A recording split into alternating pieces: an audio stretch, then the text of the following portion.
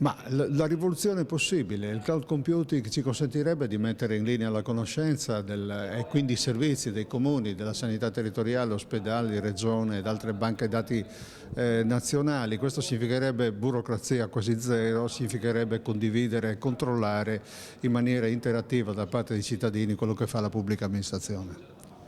La seconda domanda riguarda un necessario ragionamento. Non esiste una smart city senza una smart community. Dare possibilità alle collettività di esprimere se stesse e partecipare in prima persona con le pubbliche amministrazioni. I cittadini nell'ambiente culturale della Smart City possono controllare, possono condividere, però ci manca un approccio culturale su questo tema e quindi è importante che questi convegni spieghino le grandi potenzialità che la tecnologia già disponibile ci può dare. Il futuro nostro dipende molto da una visione smart della nostra regione. Grazie, a posto. Convegno Udine Smart, qui a Udine, per ragionare di Smart City, territori connessi e cittadinanza digitale. C'è una tematica importante affrontata nel corso del convegno, che è quella della nuova possibilità tecnologica della pubblica amministrazione. Qui con noi Mario Pezzetta, Presidente del Distretto di Tecnologia Digitale di Tavagnacco. Ma noi siamo già in grado di fare una rivoluzione, anzi alcuni comuni come il mio, quello di Udine ed altri della regione, la stanno già facendo questa rivoluzione digitale e quindi mettendo in linea informazioni e conoscenza nei rispettivi sistemi informativi. Il problema è che questi sistemi informativi non si parlano fra loro, non parlano con quello regionale, non dialogano con la sanità territoriale. Il cloud computing può darci la soluzione, la svolta. La sostenibilità del nostro sviluppo, dei nostri servizi dipende in larga parte da questa soluzione che è già disponibile da alcuni anni e noi ci stiamo provando. Non si può ragionare in maniera coerente, approfondita di smart city senza affrontare la smart community. La popolazione, le cittadini che vivono sul territorio oggi possono liberamente partecipare alla pubblica amministrazione attraverso i sistemi del web sociale. Ma guardi, dall'esperienza che ho io questa è una grande possibilità, non solo per controllare quello che fa la pubblica amministrazione, ma anche per innovarla. Noi sappiamo che i suggerimenti dei cittadini, la loro partecipazione attiva ai nostri procedimenti, alle nostre soluzioni per il territorio può essere fondamentale per la sostenibilità del territorio stesso, per tutti i controlli che continuiamo a subirli in modo tradizionale non servono a niente, anzi rallentano con inghippi burocratici quello che stiamo facendo.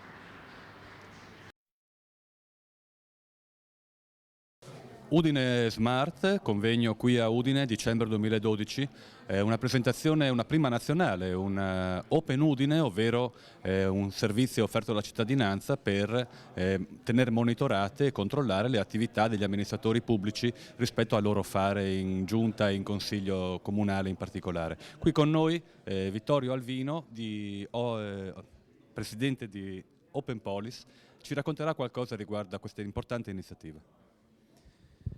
Sì, Open Udine, che sarebbe il sito dedicato alla trasparenza e all'informazione di tutta l'attività di giunta e di consiglio, è una prima nazionale. È la prima volta che in Italia un comune, un'amministrazione comunale apre i propri dati e rende accessibili tutti gli atti, tutti i procedimenti di giunta e di consiglio, perché i cittadini possano essere informati tempestivamente e, cosa assolutamente rivoluzionaria, essere informati prima che gli atti sono stati approvati e decisi. Oggi c'è un tipo di pubblicità che è molto limitata di questi atti, di queste attività, che è quella dell'albo pretorio online. Da oggi, per la prima volta in Italia e per la prima volta un comune italiano rende invece accessibili tutte queste informazioni per tutti gli atti quando sono presentati, e quindi dal momento di presentazione in poi ogni cittadino di Udine, ma anche di altre città, può seguire e venire informati direttamente in casella di posta elettronica su tutte quelle che sono le evoluzioni di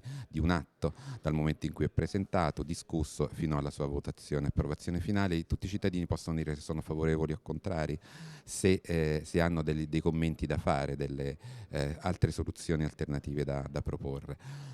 Ogni cittadino può anche monitorare e essere informato sull'attività del singolo politico, del singolo consigliere o assessore, ricevere informazioni sugli argomenti dell'attività di giunta e di consiglio, quindi se si è interessati a fatti ambientali si possono ricevere informazioni su tutti gli atti che vengono presentati, discussi, approvati su quell'argomento.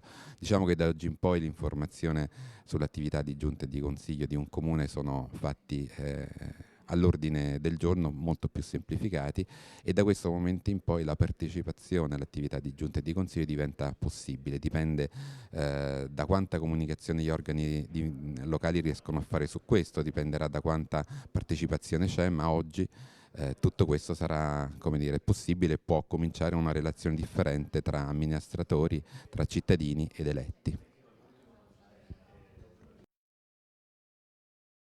Udine Smart, convegno qui a Udine, dicembre 2012.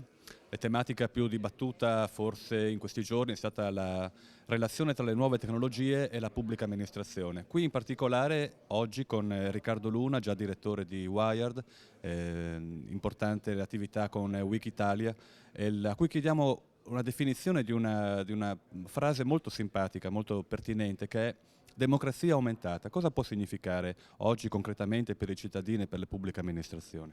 Guarda, qui oggi a Udine abbiamo probabilmente fatto un piccolo passo per la storia del web, ma un grande passo sulla storia della democrazia in questo paese, secondo me, perché per la prima volta un comune decide di aprirsi davvero al dialogo con i cittadini con strumenti di controllo, di partecipazione, di collaborazione, ed è quello di cui ha bisogno la politica. Oggi la politica ha bisogno di quella che noi chiamiamo l'open government, cioè un governo aperto e rafforzato dalla collaborazione con i cittadini. Ovviamente il presupposto per chiedere ai cittadini di partecipare è che ci sia trasparenza assoluta su quello che accade. Oggi abbiamo costruito in questi anni un fossato fra la politica e gli elettori, e questo fossato è evidente in tutta l'antipolitica che si respira nel paese. Strumenti come quello che è stato presentato oggi a Udine vanno nella direzione contraria, cioè è la politica che dice ai cittadini non abbiamo nulla da nascondere, anzi veniteci a dare una mano per prendere delle decisioni migliori, e in questo senso è una democrazia aumentata, un augmented democracy, invece che farlo sugli effetti speciali si fa sulla democrazia, che è la cosa più importante. Sicuramente una democrazia che ascolta in tempo reale i propri cittadini e che prende le decisioni più informate, come dire, è una democrazia più forte, più solida, ed è il più grande antidoto contro l'antipolitica. Noi siamo stati abituati a pensare che la democrazia fosse votare una volta ogni 5 anni e poi disinteressarsi di quello che capita. Ecco, per fortuna con la rete non è così. La rete offre strumenti sia ai politici che ai cittadini che non sono in contrapposizione ma hanno gli stessi obiettivi, offre strumenti di dialogo continuo, e questo Open Municipio è uno degli esempi migliori. Solo una domanda rapidissima per una battuta di risposta. In che modo motivare la partecipazione dei cittadini? In che modo sollecitare la loro partecipazione? Guarda, in questo momento oggi Open Municipio arriva di fatto alla fine di una legislatura, quindi di fatto siamo agli ultimi mesi, di fatto oggi è più uno strumento per andare a vedere come sono andate le cose finora che per guardare al futuro. Io immagino che con la prossima legislatura, dove si partirà tutti da zero, presenze, assenze, atti da presentare eccetera, sarà possibile davvero farlo diventare uno strumento di collaborazione. Quindi, come dire, lo strumento di oggi non è definitivo e non è perfetto, ma come tutte le cose del web andrà modificato, andrà implementato, andrà migliorato anche con le risposte che ci saranno. Oggi è interessante per andare a capire quello che è successo negli anni passati, soprattutto perché di fatto è uno strumento che fa un bilancio ex post di quello che è accaduto. Con la nuova legislatura secondo me sarà molto interessante vedere se i nuovi consiglieri lo useranno davvero per dialogare con i cittadini, per farli partecipare, per farli... E tra l'altro una delle cose previste che la trovo più interessante è la possibilità di essere avvisati quando vengono discussi degli atti che ci riguardano. Per esempio, se mi interessa sapere delle scuole della mia città o della viabilità o delle strade o di quello che sia, io ricevo una mail che mi dice guarda che finalmente è stato presentato un atto che ti riguarda, vuoi partecipare, lo vuoi commentare, lo vuoi condividere con i tuoi amici? Ecco, è una democrazia molto aperta. Grazie.